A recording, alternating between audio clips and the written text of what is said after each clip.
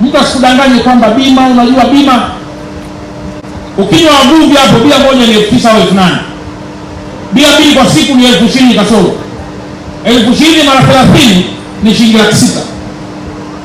Maana ukiacha kunywa bia kwa mwezi huu mmoja, unakata bima kubwa wewe na vizazi vyako vyote.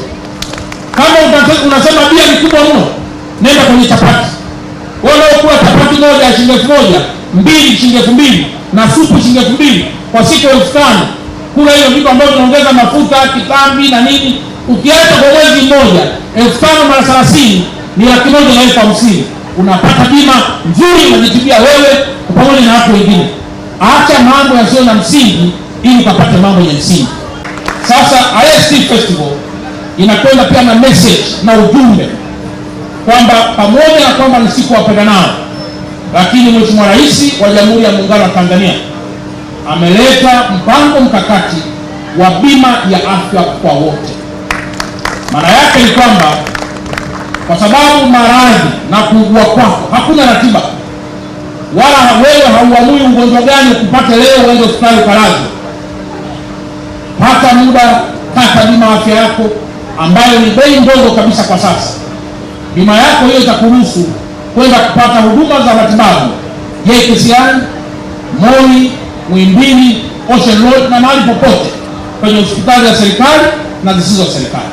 Tumekuletea jambo lenye message kubwa ndani yake.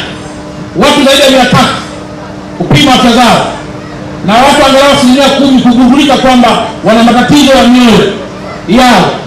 Ni ishara kwamba jitokezeni kwa wingi mkazifahamu afya zenu.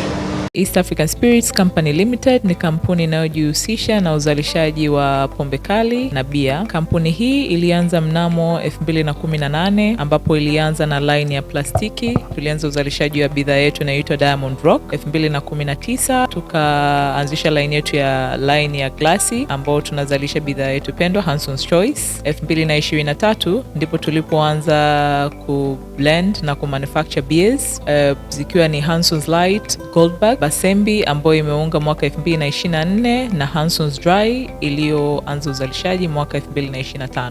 Bidhaa zetu ni bora, salama, zimethibitishwa na TBS, lakini pia zina key element au niseme ni zina sifa kuu ya kutokuwa na hangover, kutokuwa na harufu mbaya, na pia zina bei nafuu kwa kila Mtanzania.